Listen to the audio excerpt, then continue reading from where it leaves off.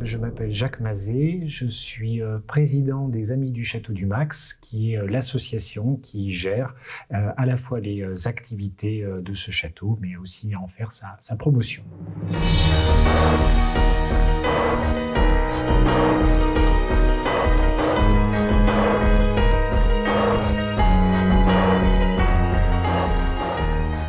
Vous êtes propriétaire du château depuis quand? Alors c'est un château familial et donc mon père l'a acheté il y a 40 ans. Et donc depuis 40 ans, ma famille et moi-même œuvrons à sa restauration, à sa promotion, à le faire connaître. Quelle est l'histoire de ce château?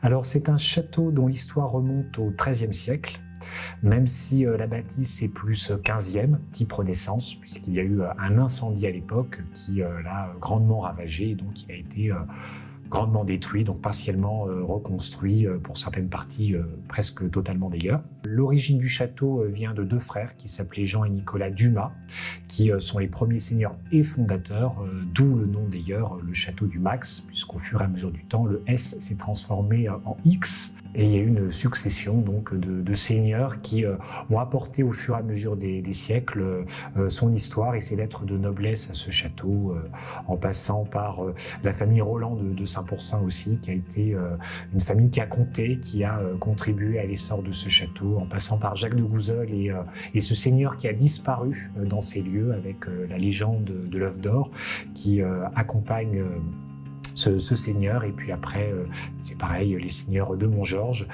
qui étaient des familiers des rois, Louis XIV notamment, et qui voilà, ont contribué aussi à sa belle époque, à son essor jusqu'à la Révolution.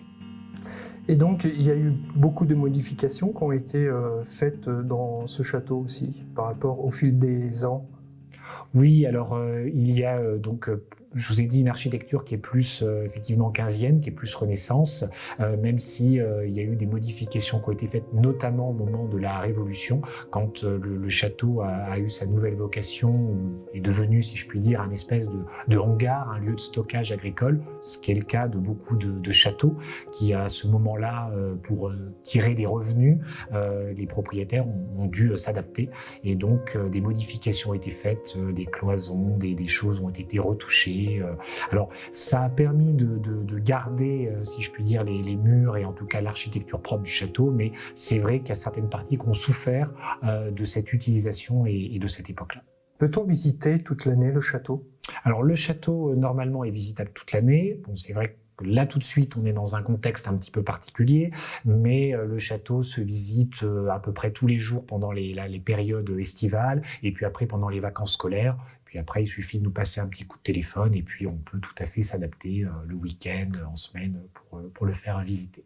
Qu'est-ce que vous proposez dans votre château? Alors nous avons donc un escape game, donc c'est ces fameux jeux d'aventure qui ont bien la cote en ce moment, entre amis, en famille, donc sous le couvert de la légende du château, mais de son histoire, hein. L'escape game est vraiment sur mesure sur le château, donc c'est une façon de se détendre de manière ludique, et donc on est sur cette légende dont je vous parlais tout à l'heure du seigneur qui a disparu. Donc ça, c'est une activité qui est en place depuis l'été dernier et qui continuera, c'est pareil, tout au long de cette année. À côté de ça, nous avons une activité de chambre d'hôte. On a une chambre d'hôte dans la tour du château. Et puis aussi, on souhaite organiser des événements culturels tout au long de l'année, pièces de théâtre, concerts, conférences. Alors après, on espère cette année pouvoir maintenir la plupart de nos projets, mais avec les incertitudes qui sont propres à chacun, vu de la situation sanitaire. Qu'attendez-vous de notre future enquête chez vous? Bien, on est très curieux justement de ce que les murs peuvent dire, hein. Ils ont beaucoup de mémoire. Donc après, c'est vrai que on a parfois eu des retours de témoignages de gens qui avaient une certaine sensibilité et qui avaient l'impression de ressentir un petit peu les choses. Alors comme nous sommes des gens pragmatiques, mais aussi nous sommes convaincus qu'effectivement, il peut y avoir des pièces qui, en fonction de leur utilisation, en fonction de leur passé, peuvent justement être imprégnées, si je puis dire, de l'histoire des personnes qui ont vécu. Donc voilà, étant assez intéressé par rapport à ça, je pense qu'on est aussi très désireux d'avoir un petit peu votre retour, qui sera un retour plus neutre et puis en même temps plus pragmatique pragmatique et scientifique. Enfin, voilà, une approche autre que celle un peu du côté passionné qu'on peut avoir parfois. Oui, c'est vrai, du côté un petit peu ésotérique de la chose. Ouais. On va apporter une petite réponse un peu plus scientifique, comme vous dites. Quelle est votre approche dans la croyance du paranormal ? Alors moi j'ai une approche, je dirais assez, je vais revenir toujours avec ce même terme, assez pragmatique dans le sens où je suis convaincu que nous sommes faits de molécules, d'atomes, de choses. Je suis convaincu qu'il y a des empreintes suite à des émotions, des moments de vie, des choses plus ou moins fortes qu'on peut vivre, qui restent imprégnées dans des lieux, dans des objets. J'en suis convaincu. Donc voilà, cette approche-là, oui. Alors cette approche de sensation, cette approche, j'allais dire, de l'électricité, de l'énergie, voilà, qu'on peut éventuellement dégager. Après, voilà, je suis pas trop un adepte du côté cinéma, etc. Ou bon, après, voilà, il y a un côté spectaculaire. Non, c'est plus dans cette approche, voilà. Ouais, pragmatique. Et je suis convaincu que votre travail ici peut déboucher sur des choses parce que voilà, je sais pas, je le ressens. Oui. Tout à l'heure, vous avez évoqué une histoire qui s'est passée pendant la Seconde Guerre mondiale. Quelle est cette histoire ? Alors, on sait que pendant la Seconde Guerre mondiale, enfin, un tout petit peu avant la Seconde Guerre mondiale, à l'époque, le propriétaire avait des connaissances du milieu de la cagoule. Donc, la cagoule, c'est un peu ces milices d'extrême droite de l'époque qui étaient assez surveillées. Hein. Je reviens dans le contexte. Max Dormoy était ministre de l'Intérieur et maire de Montluçon. Assassiné d'ailleurs, et donc il y avait une surveillance un petit peu du château, et c'est vrai que la gendarmerie de Montluçon est venue perquisitionner les souterrains du château du Max en février 1937 à la recherche d'armes. Ils sont venus, ils n'ont rien trouvé bien sûr, mais il y a toujours eu un doute. Et pendant la Seconde Guerre mondiale, il y avait donc la ligne de démarcation à Moulins, et on sait que le château a été réquisitionné par un officier de la Wehrmacht, qui a donc pris ses quartiers ici et qui a d'ailleurs permis à un jeune Dutheil d'échapper au travail obligatoire. Voilà ce qu'on sait. Alors après, voilà, il y a tout un tas de fantasmes, à la fois sur les armes cachées, sur les souterrains, mais c'est propre au château. Par contre, voilà, ce que je vous dis, c'est des éléments concrets sur cette période. Historique, oui, tout à fait. Quelle est la légende qui entoure ce château ? Alors, la légende du château, c'est la légende de Jacques de Gouzeul, donc qui est un seigneur qui était donc l'écuyer de François Ier, seigneur qui a vraiment contribué en matière d'architecture. Il y a vraiment sa patte dans ce château, jusqu'à cette cloche qui est estampillée de son nom et qui est dans la partie du Châtelet. Alors, cette partie de l'entrée donc renferme cette fameuse légende de la disparition du seigneur, puisque on raconte que un soir, en rentrant au château, il aurait aperçu près de l'entrée, près du pont-levis, une petite fente où lui serait apparu un lutin, une poule et des œufs d'or. Alors bien sûr, il était intrigué, donc il a essayé de s'approcher, et puis dès qu'il s'approchait, la fente se refermait. Un soir, 2 soirs, 3 soirs, et puis il est têtu, hein, donc il insiste, et bien un beau jour, il a réussi à pénétrer dans cette fente, mais elle s'est refermée, il a disparu, et on ne l'a jamais retrouvé.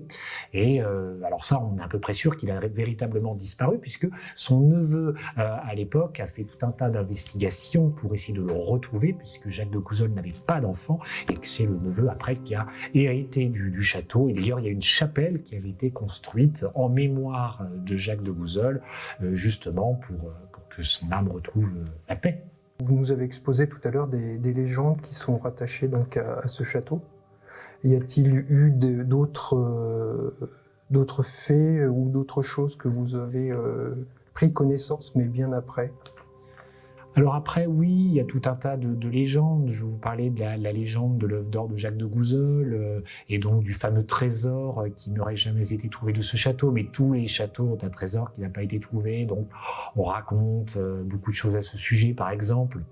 Parmi tant d'autres au XIXe siècle, une quinzaine de paysans seraient venus le soir de Noël, au moment de la messe de minuit, dans le château, dans l'enceinte, pour partir à la recherche du trésor du château, parce qu'on racontait à l'époque que, en fait, le diable quittait la terre le soir de Noël au moment de la messe de minuit. Donc c'était le moment parfait pour eux pour partir à la recherche du trésor. Donc ils auraient pénétré les souterrains à la recherche de ce trésor, et alors qu'ils avaient l'impression de toucher la arrivaient à leur but, un orage, des trompes d'eau se seraient abattues sur le château, le bruit du tonnerre leur aurait fait peur, ils seraient sortis apeurés en disant que le diable était rentré plus tôt, et donc ils seraient partis sans avoir mené à bien leur recherche. Avez-vous déjà vécu vous-même des phénomènes dits paranormaux ici? Alors, pour être très honnête, non. Non, même si je mettrais un bémol, puisqu'il y a quelques années, il y avait une photo qui a été faite il y a pas 20 ans, mais pas loin, par ma maman, qui avait pris des photos du château à cette période, au mois de mars, un petit peu entre nuit et jour, vous voyez, vers 18h, à un moment donné, où on est vraiment sur une lumière un petit peu particulière, voilà, propre à cette période de l'année. Et donc, elle a fait les photos, elle était toute seule, rien de particulier. Et puis, après, quelques jours après, en regardant les photos sur l'ordinateur, c'était avec les premiers appareils photo numériques, elle a pu, en mettant l'image en taille réelle, en voyant près de l'entrée une espèce de forme qui apparaissait, qui pouvait ressembler à une espèce de moine, on ne savait pas trop ce que c'était, mais vraiment une espèce de forme, de voile qui apparaissait. Et ce qui est curieux, parce qu'il n'y avait personne. Et chose qu'elle n'avait pas remarqué en faisant les photos depuis le verger, c'est qu'à l'époque, donc, on avait les chevaux qui étaient dans ce verger, et que sur toutes les photos, ils sont hystériques, quoi. Voilà, ils sont dans tous les sens, et ça n'allait pas sauter aux yeux quand elle avait fait les photos. À part ça, rien d'autre, si ce n'est qu'au cours des nombreuses années de chambre d'hôte, dans la partie notamment du Châtelet, qui était donc une chambre à lit jumeau pendant très très longtemps, on a eu quelques témoignages de personnes qui nous ont relaté d'avoir une sensation, comme une impression d'être observé ou d'avoir quelqu'un avec eux dans la chambre. Et c'est des personnes différentes Des personnes différentes qui ne se connaissent pas, qui ne connaissaient d'ailleurs même pas la légende du château, puisque à part le lendemain au petit déjeuner, pour les curieux qui nous posent des questions, sinon ça n'a jamais été dans le cas de cette activité, c'était pas quelque chose qui était spécifique que de raconter tout de suite les légendes ou l'histoire du château. Donc ça pose question. Après, bon, si je vous dis moi que c'est une partie où je sens qu'il y a une espèce de petite atmosphère, ça voudrait rien dire, parce que forcément il peut y avoir un côté passionné, etc. On connaît l'histoire des lieux, on sait aussi que c'est une partie qui, au-delà de la légende, abritait une vie des domestiques de l'époque qui devait être plus ou moins dure. Donc forcément, on peut s'imaginer que les lieux sont un peu imprégnés de tout ça. Après, c'est vous au cours de l'enquête qui nous direz si effectivement vous mesurez quelque chose ou pas. Il y avait une petite histoire aussi qui s'est passée dans une des caves du château. Oui, alors après c'est pareil, on a une cave qui est donc dans la tour du château. Donc faut rappeler qu'il y avait un droit de justice dans ce château, comme dans tous les châteaux de cette époque-là, qui était un droit de justice moyen, hein, puisqu'on est sur un château de taille moyenne et un territoire qui n'était pas très grand non plus. Et donc il y avait une cave qui servait donc de stockage, mais aussi alors quand je dis de cachot, je me comprends, mais en tout cas qui pouvait servir de lieu de transition, très certainement pour les prévenus qui étaient jugés par le Seigneur. Donc voilà, cette cave qui visiblement devait entre autres servir à ça, peut-être un petit peu chargée, en tout cas parfois lors de visites du château, que ce soit pour les visites nocturnes ou les visites en journée. Parfois certaines personnes un peu sensibles, m'ont fait part de retour en me disant là je sens quelque chose. Bon. Le tribunal, il a servi combien de temps? La salle de justice a servi vraiment à l'époque féodale, à l'époque de l'ancien système. Alors, c'est difficile de dire ça. Je dirais qu'à l'époque des grands seigneurs dont je vous parlais, les Jacques de Gouzeul, les Goldman de Montgeorges, qui ont vraiment été les grands seigneurs qu'on pesait au 15, 16e siècle, 17e. Il y avait à l'époque encore ce droit des seigneurs. Après, je pense que même un petit peu avant la Révolution, ça avait déjà un peu périclité. Donc, c'est plus propre à époque médiévale, voire encore début Renaissance. Comment nous pouvons aider votre château? Eh bien, écoutez, nous avons une association qui s'appelle les Amis du Château du Max, dont je vous parlais tout à l'heure, alors qui non seulement assure la promotion et gère les activités du château comme sa restauration, mais qui peut permettre à la fois à des donateurs de pouvoir nous faire un don, ou à des bénévoles tout simplement, de nous accorder un petit peu de temps, puisque c'est vrai qu'on manque de bras, et donc on est toujours content et qu'on prend toutes les aides. Monsieur Jacques Mazet, je vous remercie beaucoup de votre accueil chaleureux. C'est moi qui vous remercie.